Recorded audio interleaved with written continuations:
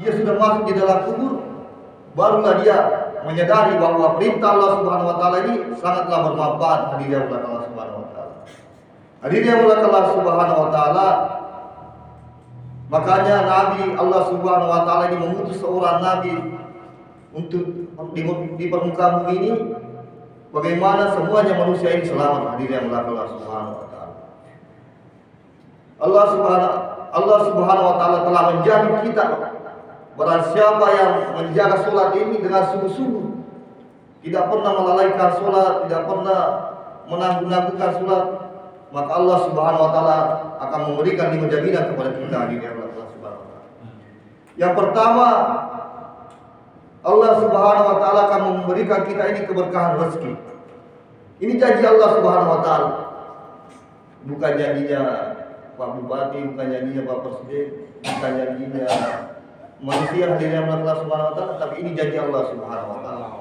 Kalau janji manusia ini Pak, terkadang biasa berdusta, kadang dia bermeleset.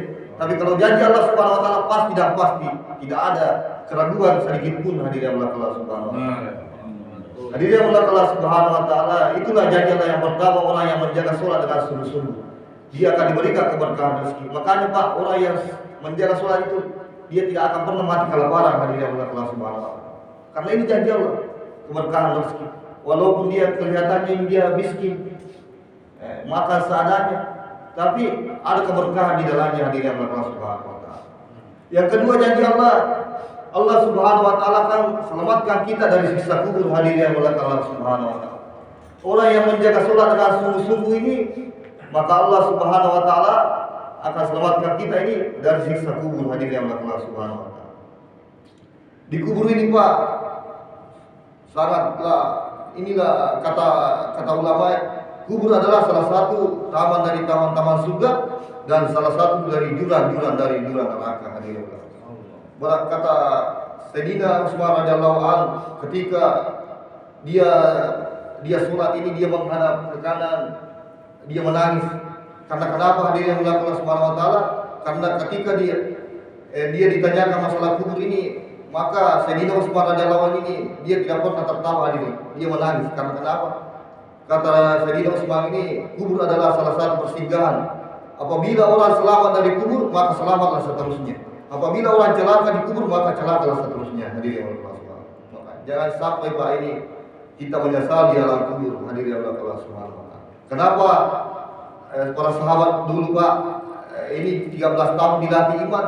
Karena inilah perkara iman ini sangat penting, mau diulang-ulang supaya keyakinan kita ini masuk di dalam hati kita bahwa sesungguhnya kehidupan akhirat itu nyata. Hadirin Allah Subhanahu wa taala.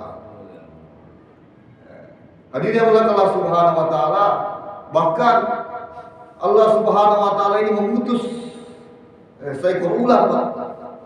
Seekor ular ini bernama si Jaul Akra. Ini seekor ular khusus menyiksa orang-orang yang melalaikan sholat. Ular ini Pak, Allah Subhanahu wa taala ciptakan untuk menyiksa orang-orang yang melalaikan sholat. Yang pertama, Allah Subhanahu wa taala ini menciptakan seekor ular ini, kukunya saja ini Pak sehari perjalanan. Bagaimana panjangnya kukunya kira-kira itu ini? Begitu panjangnya kukunya ini. Seekor ular ini bernama Jaul Akra.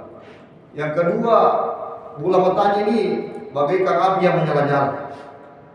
Yang ketiga ini, suaranya ini bagaikan petir yang menggelegar. Bahkan lebih keras lagi daripada suara petir. Bagaimana kira-kira? Sedangkan di dunia ini kita dengar suara petir, biasa kita kaget.